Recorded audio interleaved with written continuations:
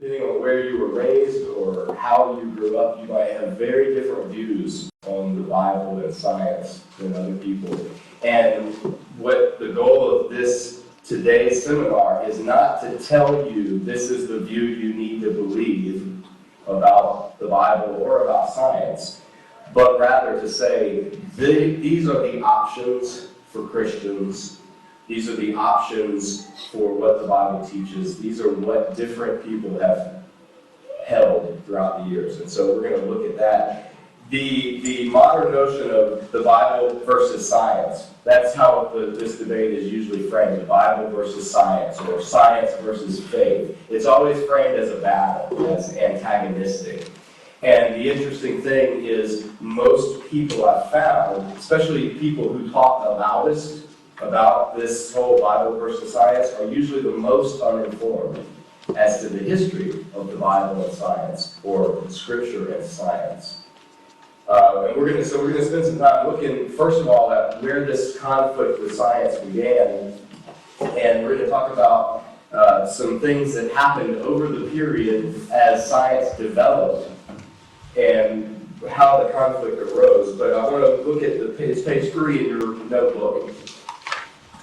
This is a quote from a book called The Genesis Question, and all of the books that I mentioned, or all of the authors or resources that I mentioned, almost everyone I have brought on this table here. If at some point during the break you want to come and look at any of the resources, take notes, and then you can go back and find them yourself and do further follow-up research. This is mostly an introduction.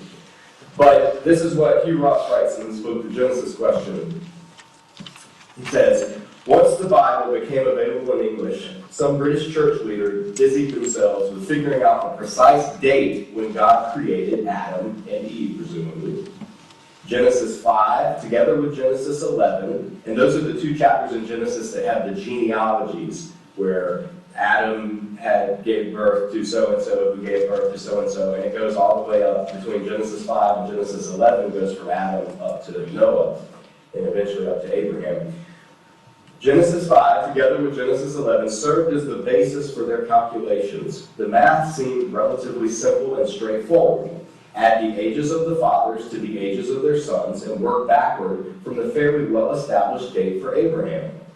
Cambridge University's Vice-Chancellor John Lightfoot and the Anglican Archbishop of Ireland James Ussher actually became caught up in a race to see who could publish an accurate date first. By the middle of the 17th century, they announced to the world that Adam was created in 4004 BC.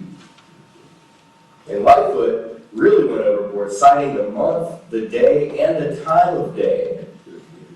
And few expressed suspicion about the validity of his and Ussher's claims. Before long, their dates spread throughout Christendom and beyond, as if it were part of the Bible text itself. By the 19th century, it had reached the margin notes of most English Bibles. Unfortunately, the more widely and deeply this date became entrenched in published Bibles and Christian thinking, the wider and deeper became the credibility gap between educated people and biblical faith. For the first time, the Bible became an object of ridicule. Now, Ussher's date is most famous in the Schofield Reference Bible. This was the first study Bible that we know of ever published.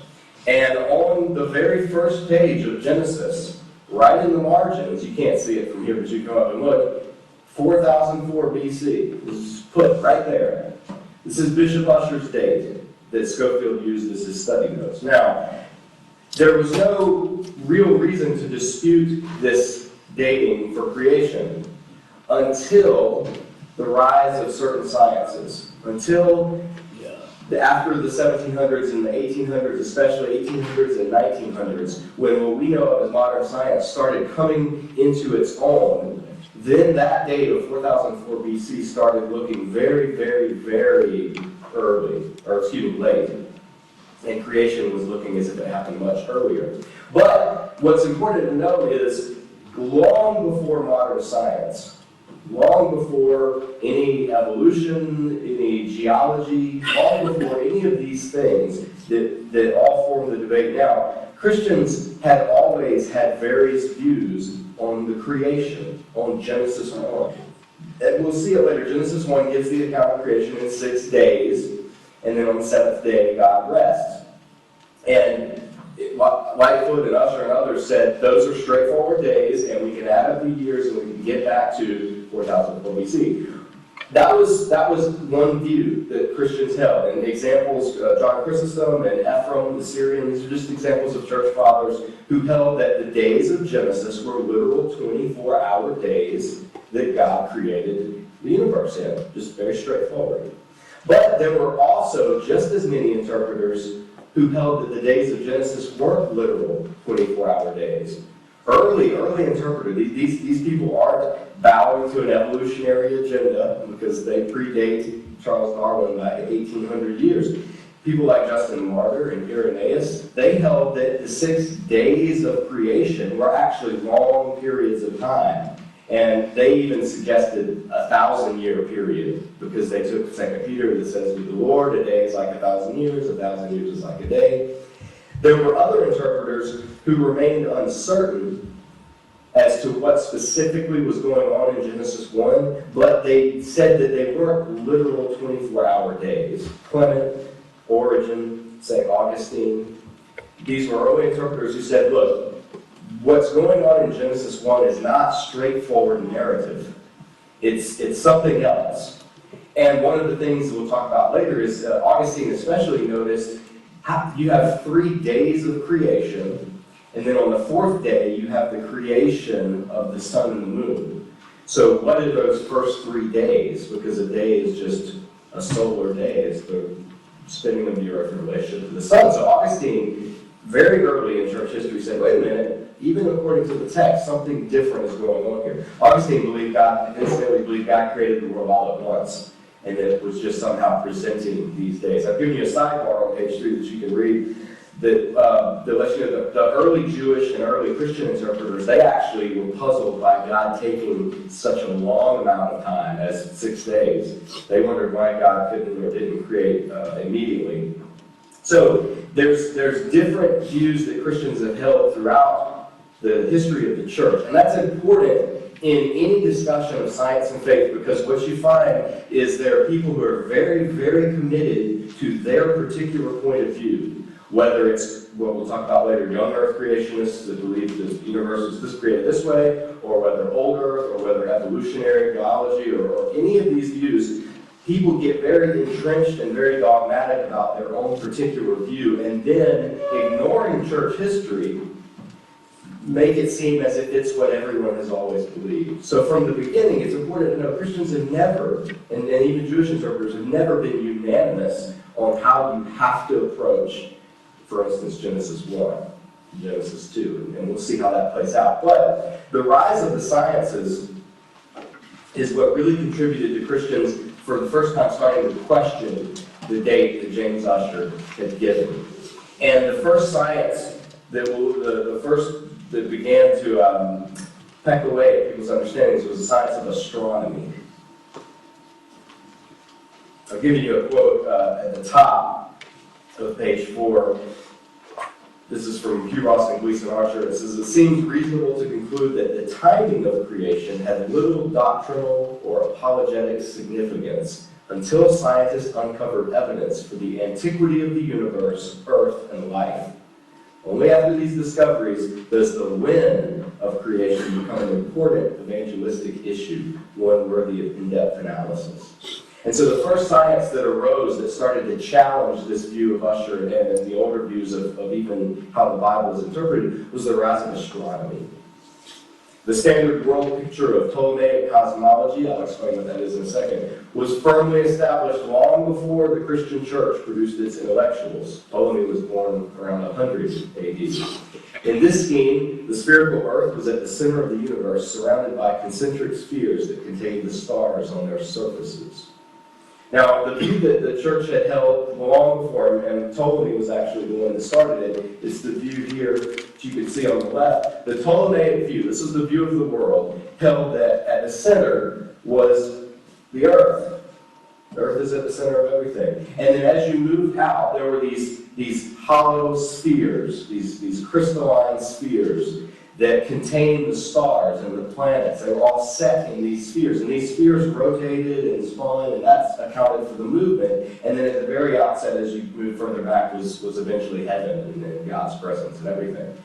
And incidentally, hell was down at the very center, inside the earth, when the Christian view took over. So this was the geocentric view. This is the view that most people, they had no reason to question. They looked up, everything moves up there, so that's what must be moving. We aren't moving, we're standing still. Earth is at the center. Well, it wasn't until the rise of scientists like Copernicus. Copernicus was the first one to introduce what's called heliocentrism. Copernicus introduced the view that, well, actually the sun, that dot in the middle, that's the sun. And the earth, the one that's out, and you see the little circle there with the moon around it, the earth is actually going around the sun. And so Nicholas Copernicus proposed this. And Copernicus was a Christian. Very interesting. Almost all of the early scientists were Christians. Were dead. Were church-going, believing Christians. But along with Kepler and Galileo, they started to refine the science of astronomy. And so by the time of Galileo, Kepler had helped with optics, and Galileo developed his telescope, and Galileo was the first, when Copernicus claimed that this was impossible, this was how the Earth, the universe was actually run, it didn't generate as much of a controversy because he wasn't as outright as Galileo. Galileo was the one who proposed that, okay, not only was Copernicus, did he have a good idea, but he was actually right. And this got Galileo in trouble with the church of his day. And so this is a very famous incident, the Galileo versus the Catholic Church, and the church persecuted Galileo, and this and that. But what's interesting is it wasn't a conflict in the Galileo episode, it wasn't a conflict between the free-thinking, truth-loving scientist Galileo and the evil, oppressive church who was trying to shut him down. That's how it's usually cast today, but that's not what it was at first. The people who rejected Galileo's view at first were his fellow scientists, all of whom were church people. There wasn't a divide between science and faith. It was all of the scientists were part of the church, and the church funded science and research. Well, Galileo's biggest enemies, his biggest proponents, were his fellow astronomers, his fellow scientists, his fellow mathematicians who said, "You're crazy, we're not moving. That's silly, that's ridiculous." Well, it wasn't until Galileo was far from the meek and humble, oppressed scientist. He was kind of a loudmouth. He published his views. He poked fun. He massively ridiculed the Pope, which was just not a smart thing to do politically. And he made a lot of enemies. And he refused to back down, and he would write to Kepler about the ridiculousness of these people that just were basically morons. So Galileo didn't do things to diffuse the situation. In the end, he was right. But at the period of the time, the way he was going about it, it was inevitable that there was going to be this clash. And there was a famous trial. If you want a good history of that, this book by Charles Holmes, The Galileo Connection, goes into an account of resolving the conflict between science and the Bible, looking at the Galileo incident specifically and all of the things that people hear and see about it now. But the point of it is, after Galileo, he arose, and it came right around. I give you a quote right below that. It says, "It's no coincidence that the scientific revolution and the Reformation came at the same time, at same place and time in history. The Protestants support Kepler and Copernicus and their revolutionary new interpretation of the Bible. One could almost say that the Copernican revolution was primarily a revolution of Bible interpretation. It revealed that scholars of the church past were not always correct in their interpretation of Bible passages, like Psalm 93:1, which had always been interpreted to mean that the sun goes around the earth. Just as they were not always correct in interpreting passages dealing with moral and scriptural issues." This is huge, because what happened was the church had always maintained, this was before the Reformation, the Protestant Reformation, the church had always maintained that their teaching body, the magisterium, the official teaching of the church, was it. That was the set view. What they taught was doctrine, was truth, and there was no need to question it because they were the ones who were equipped to interpret Scripture correctly. And they interpreted Scripture like Psalm 93 and other psalms that talk about the earth never being moved, or psalms that talk about the sun going across the skies. All of those passages, they interpreted that to be teaching astronomy, that the earth didn't move, and that it was the sun and everything else. Well, what happened was, it was a two-front attack on the church's credibility. And as Protestants, we're grateful for that. The first front was the astronomical evidence. Galileo and Copernicus, Kepler, these guys said, wait a minute, this is not the case. We can look and see that the sun is not the thing that's moving, that the planets are moving, and we're not at the center. So that questioned the churches. Then people like Martin Luther and John Calvin or Zwingli, other reformers came along and said, wait a minute, we can see that salvation is through faith, not through works, not through paying, buying indulgences or any of the other means. We can see that the church is wrong in some of its spiritual interpretation. And astronomers say the church was wrong in some of its physical interpretations. And so as a result of that, the Protestant Reformation was much stronger, because it was a complete break or a complete reformation, or tried to be, of the church, and saying, look, you're not right in how you're handling Scripture. And so the history of Christianity goes off in a whole different direction, but we want to look at the sciences mainly. The sciences that started to develop after that, once Christians were no longer felt that they had to make their scientific findings fit with official teachings of the church, they were free to then begin exploring the universe, begin doing what we would recognize today as modern science, without having to try so hard to fit it into the specific framework that the church had set up. And that gave rise to the modern branches of what's now astrophysics and Big Bang cosmology. And those are the two blanks on page 4. Astrophysics and Big Bang cosmology. A couple of things, and this was more recent. This was in the early 1900s and the last century. But some things that happened that began to shape what we know of now as modern cosmology were that Edwin Hubble, who the Hubble telescope is named after, Edwin Hubble noticed very, very early that when he looked and saw the galaxies, first of all, he noticed that the things that were the dots in the sky that people would always assume were stars, he was the first to see and let people know, hey, these are other galaxies. These aren't just other stars, these are other galaxies. The universe, the size of the universe expanded in people's minds almost infinitely at that point. It became, okay, we're in a relatively small universe with all these stars, and then all of a sudden those are whole other galaxies. Each of those contains billions of stars like our own. Holy moly, the size of the universe just expanded beyond what anybody could imagine with Hubble's discovery. He also discovered, more important, that all of the galaxies, every galaxy, had what was called a red shift. The light from that galaxy was shifting, and without getting into the science of it all, again, I've got resources that go over that, but what redshift means is that the light that's coming from those galaxies is stretched out. Those galaxies are racing away from us. And so what Hubble discovered was that every galaxy that he could see everywhere in the universe was speeding away from our galaxy and from each other. And what that meant was that the universe was expanding in every direction.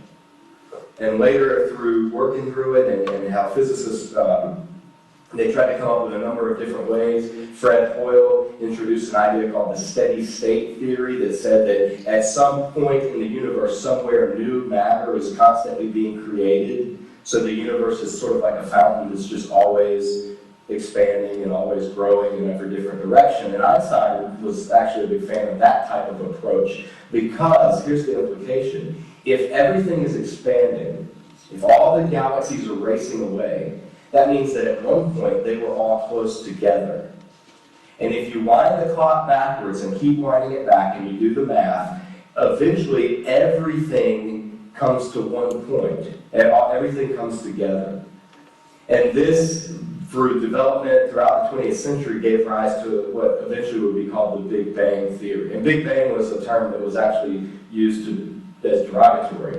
It was used to dismiss this idea that everything, at some point, what the implications for Hubble's discovery were, at some point in the far distant past, everything was packed together into a single, infinitely dense, infinitely hot point called a singularity.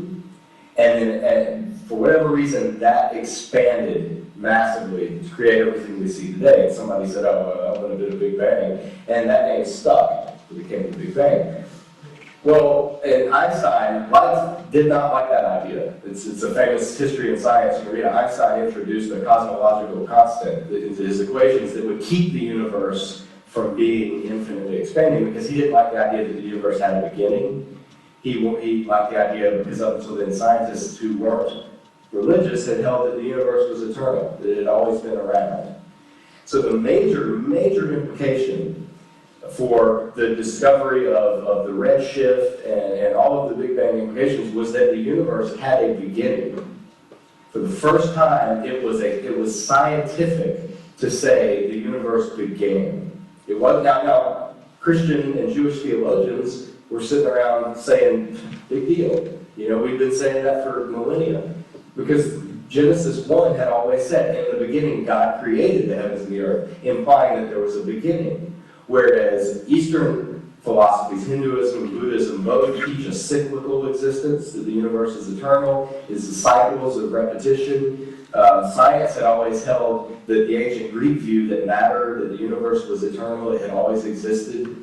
So this was a huge revolution in scientific thinking, and the nail in the coffin for any other view, and sort of the thing that really sealed the deal and made the Big Bang the most common view today among astrophysicists, was the discovery of the cosmic background radiation at the end of last century. The prediction for Big Bang cosmology had said there should be a residue. There should be, everywhere we look, in every direction, no matter where we aim our radio telescopes, there should be almost like an echo of the original Big Bang. A tiny, very faint cosmic background radiation. It should be there. Now, they didn't have the means to discover that when it was proposed. It was just a hypothesis.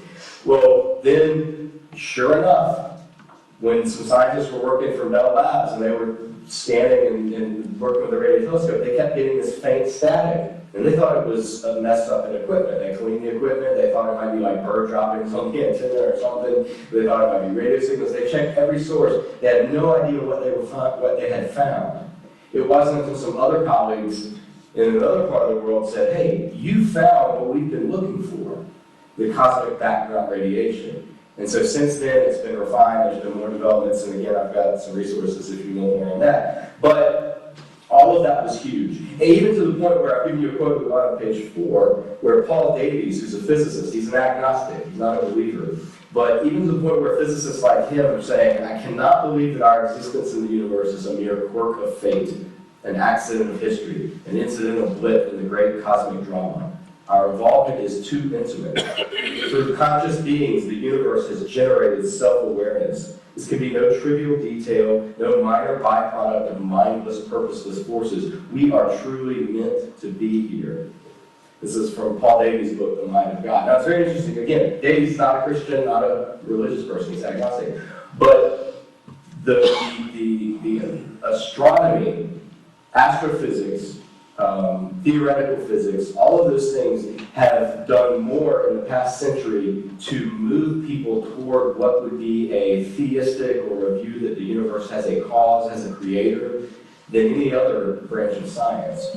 And so it's very interesting when Christians, and we'll look at the reaction to this in a minute, but Christians who very just kind of dismiss, oh, Big Bang, that's so stupid. It's interesting, that's what has been bringing more people to start giving credibility to the Christian worldview than almost anything else.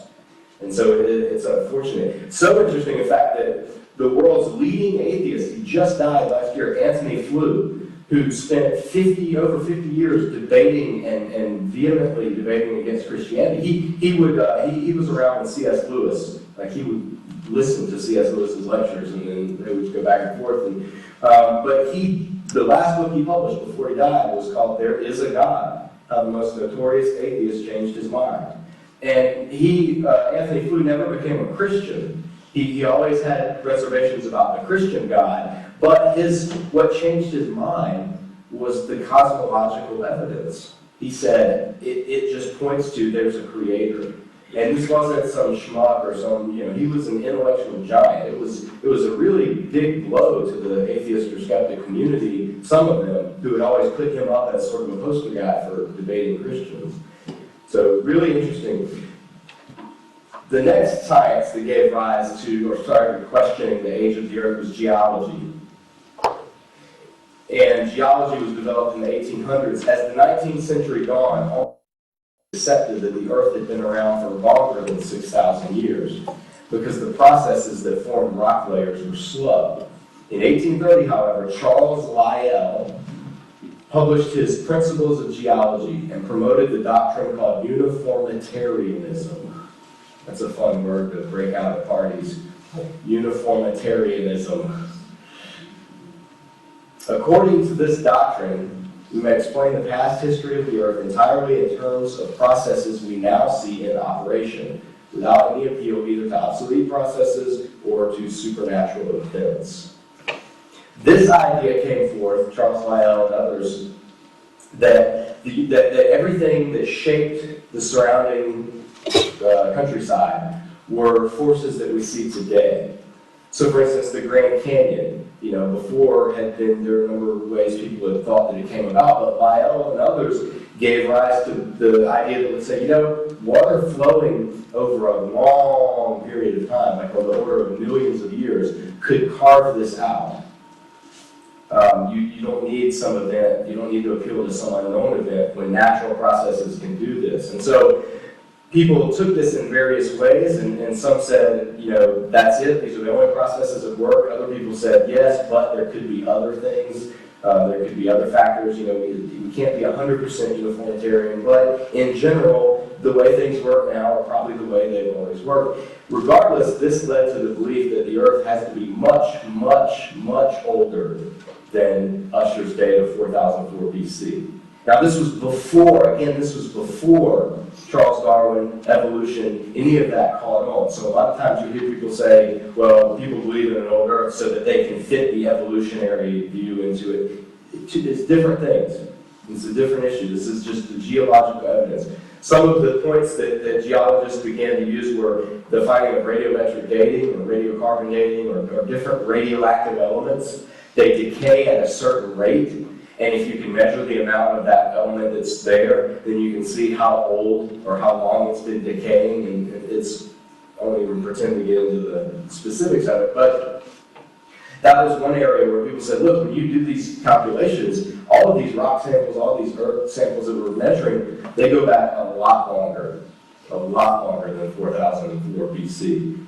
So the other way of measuring that geologists began to use was the sedimentation layers and ice core samples. So for instance, you could drill down an ice core in the Arctic or the Antarctic, and you could see the layers of ice as each year the snow is compressed. And you can also measure the trace elements, and you can see that they're the same around the world, so that the world contained these elements, at this time period, and then there was this change, and you can see it. Everything started to line up when they looked at sediment layers and ice core samples. And then the last thing were the living evidence, or the once living evidence, of coral growth and fossils.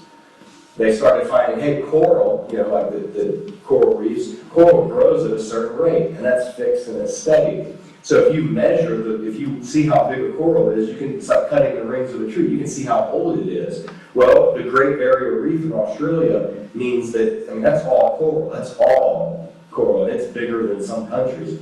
So they could calculate that the coral had been growing for so many millions of years, and on and on. And finally, fossils. The discovery of fossils was really what shook a lot of people, because these were creatures that it seemed very implausible that these could have all happened within the past 6,000 years.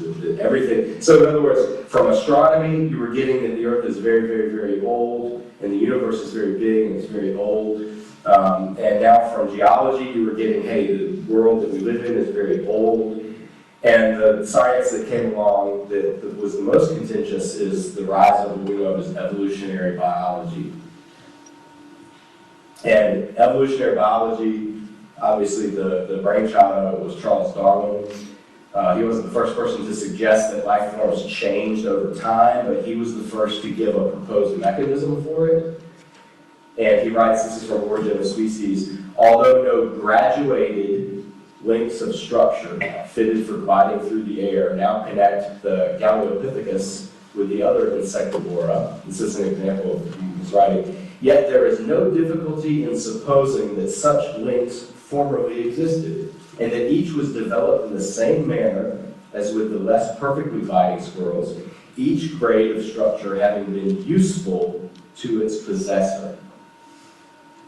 Charles Darwin introduced the idea, popularized the idea, that change happened through species becoming more and more attuned to their environment.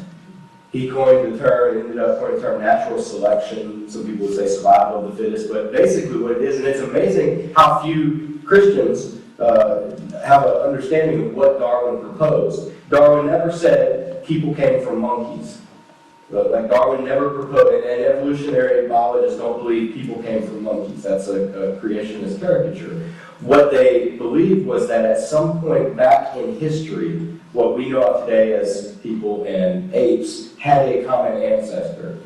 And if you trace that back, other things had a common ancestor to it. So eventually you get to the point where all of creation, all of living creation can be traced back to an original organism. Or Charles Darwin actually allowed for a few types of organisms that branched out. So he popularized this view, and it was again, like Galileo, it wasn't the Christians necessarily that were so opposed to Darwin. It was his fellow biologists, his fellow scientists, were the ones who really critiqued him at first. And in fact, we'll look at it in a minute, early Christian fundamentalists even accepted what Darwin had given, or had no problem with Darwinian evolution at first. Only later did it become a battle.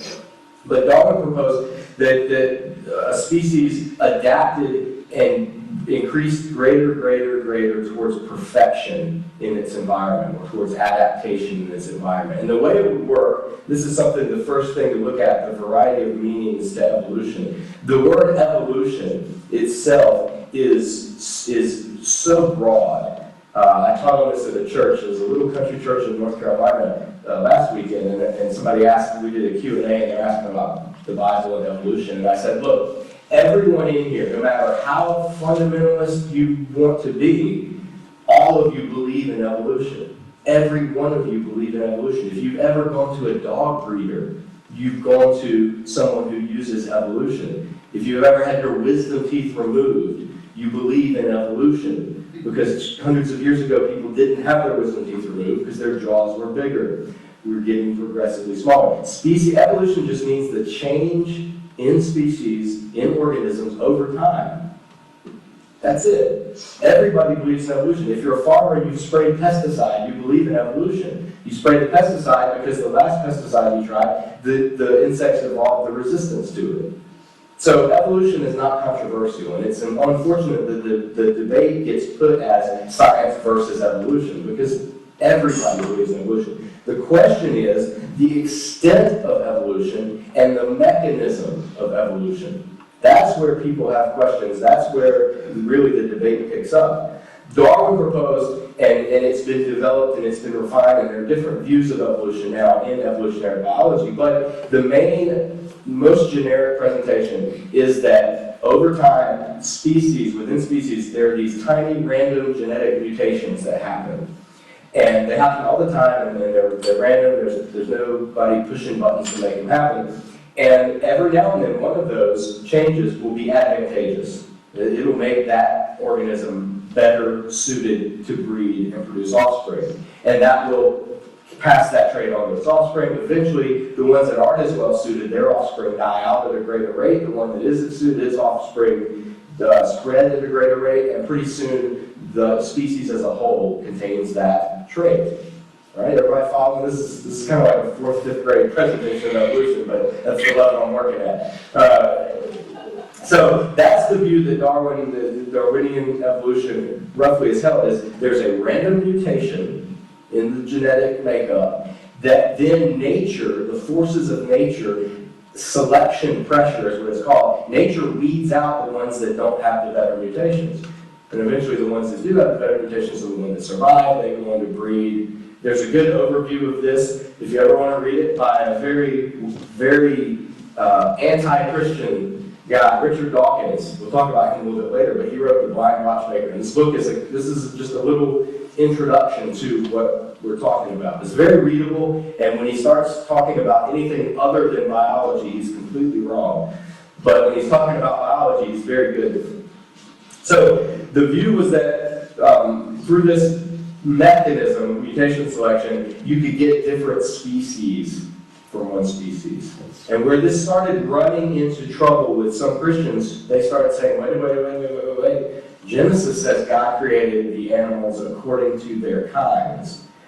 And so Christians began assuming that kinds in the Bible means species.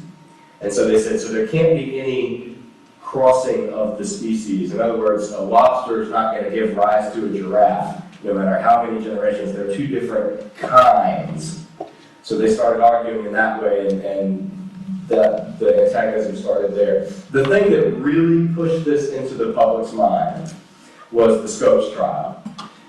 In 1925, in Dayton, Tennessee, the famous Scopes monkey trial. And it's very funny. Who's seen Inherit the Wind? Either the play or the movie. That's usually what most people... Has anybody ever read the transcript of the actual trial?